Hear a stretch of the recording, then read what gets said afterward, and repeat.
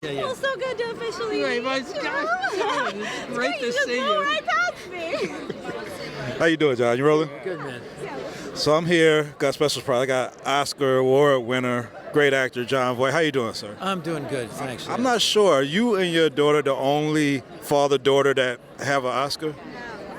Oh, no. Jane Fonda and her father, Henry Fonda, have Oscars, yeah. Well, you're in good company. I'm in good companies, right. When was the first sign of Angela being an actress? Like, did you see something when she was young that she might take it? And were you pushing against it as an actor? I don't talk too much about our personal interactions when, Okay. one day maybe Respect we'll it. sit down together and you can come interview me with her and we'll toss that stuff around. But I'm a little cautious about going in and saying anything because I don't want, I might accidentally say something that she didn't want me to reveal or whatever it is, But she was, she's obviously a tremendous talent, and it did happen. I didn't know if my kids were going to be involved in our business, but they grew up. It's just like anybody, like you grow up. Your parents, whatever they do, you're in it. You see it. You see everything. Yeah. And both of my children, Jamie and Angie, both have a love for this business. Yeah. And of course, it's not hard to have a love for movies. Kids across the world have a love for movies, but they know all of the architecture of it, all of what it takes. What do you think about these Disney movies that builds these worlds of princesses and superheroes?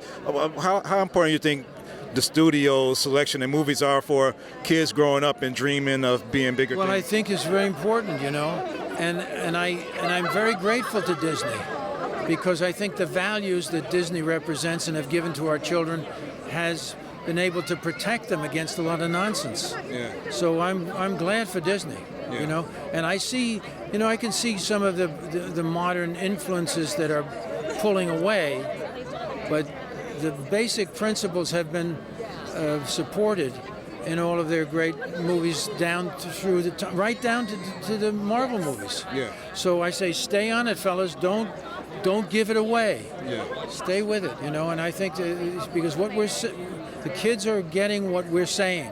Yeah. Give them strong information. Give them truths. Give them something to make principles, good and evil. Yeah, good. You can talk about good and evil. Excellent. Yeah. Give them that. Anyway, so they've done that in the past, and to talk about compassion. They talk about many wonderful things. Yeah. And all of the joy. Like one of my favorite movies growing up was Pinocchio, which has a lot of lessons in it, know. And then recently, one of my favorite movies was Beauty and the Beast. Yeah. It's fantastic. Lion King, and this one too. So we have Maleficent now. Again, I think it's great. The kids are listening. You can make a difference in their lives. You're in one of my favorite movies also, Enemy of the State, and it reminds me a lot of what's been going on this week in politics and everything else. I've heard you say that there's been a war on truth. Yep.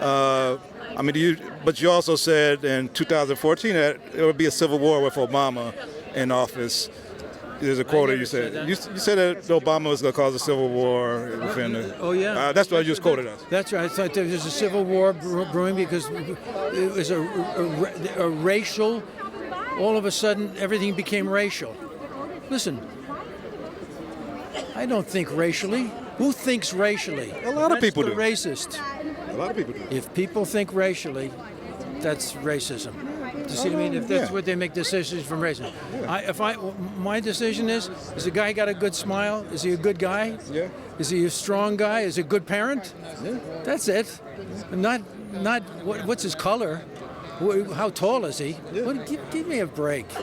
Yeah, I agree. I agree. You know But all right, but I mean, what do you think that is? one in? You see? Yeah. You're a good guy. I like it. He's a good guy. No, but that's it. But look, for me to say something against Obama that would make me a racist in some people's eyes. No, just a second. Yeah. But no, we have to say no.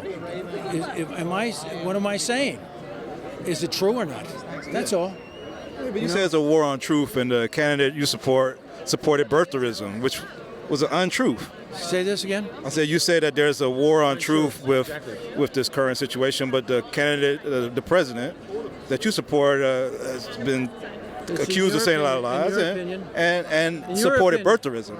I said that's been accused of saying a lot of many lies and supported birtherism. I think they've been and supported what? The birther movement saying that Obama wasn't born in America, which was an untruth. Right. Look, a lot of people at different times.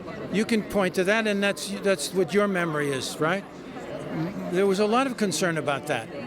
You know, there were people in Africa that said he was born there. Look, I didn't get into that, right? No, you didn't get into it. That's not important to me. Right.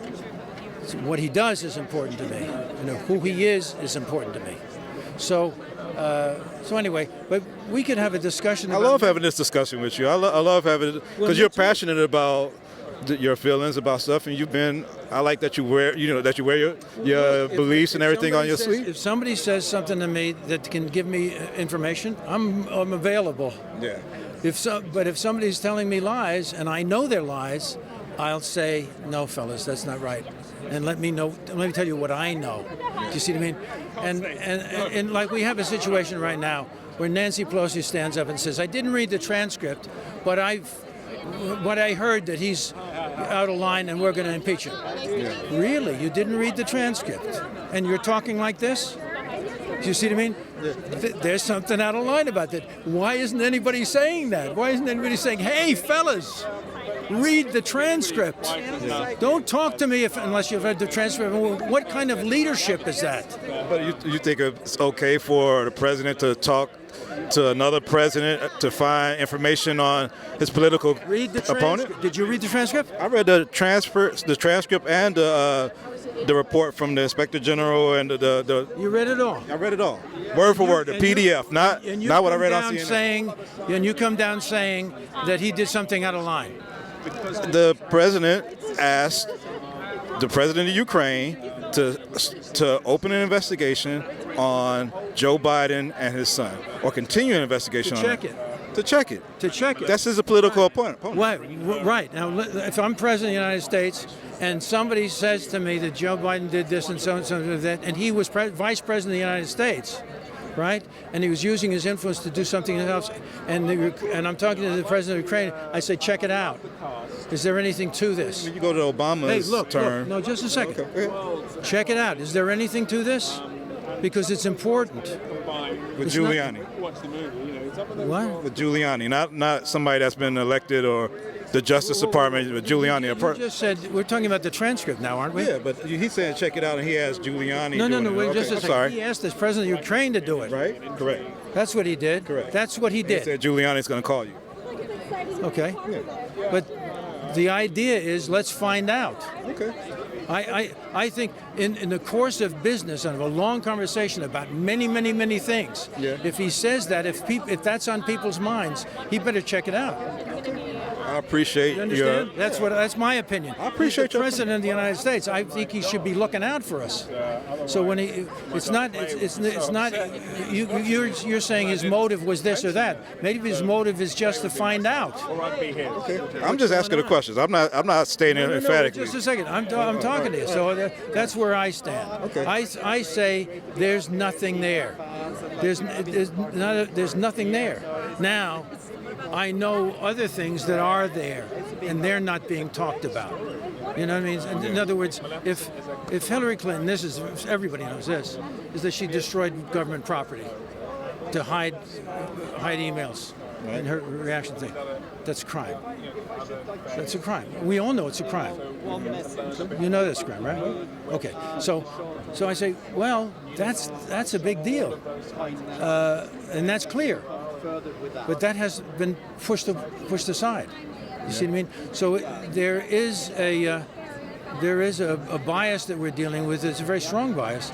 People are being accused of things that are not crimes, while other crimes are being pushed under the rug. Okay.